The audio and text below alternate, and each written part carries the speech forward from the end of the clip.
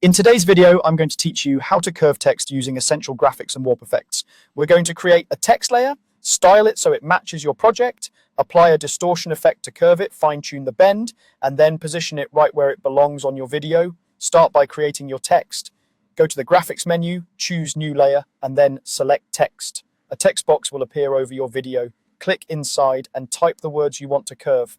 Keep it short and clear for the best results, especially if this is a title or a lower third. Next, style your text in the Essential Graphics panel. This is where you choose your font, adjust the size, and pick a color. If you're planning a strong curve, consider a slightly thicker font for better readability and make sure the color contrasts well with your background. You can scale the text here or later, but try to get it close to your desired size now to see how the curve will look at real scale. Now let's apply the effect that will give the text its curve. Open the effects panel and navigate to Distort.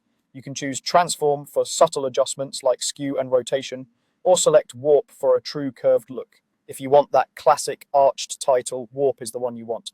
Once the warp effect is applied, set the warp style to arc or bulge. Arc gives you a smooth, even curve across the entire line of text, perfect for banners or badges. Bulge pushes the center outward, creating a more pronounced, rounded effect. Pick the one that best fits your design. With the style chosen, adjust the bend or amount slider until your text curves the way you want. Small changes make a big difference, so move the slider gradually and watch your preview. Positive values create an upward curve, negative values curve downward. Keep readability in mind. Too much bend can distort letter shapes, especially with narrow fonts. Finally, position your curved text over the video. Use the selection tool to move it into place and align it with any guides or safe margins you're using. If you're placing it near the top or bottom of the frame, check that it feels balanced and isn't too close to the edges. Make small tweaks to size or bend if needed to keep the composition clean. That's it. Create the text, style it, apply warp, pick arc or bulge, dial in the bend, and position it neatly.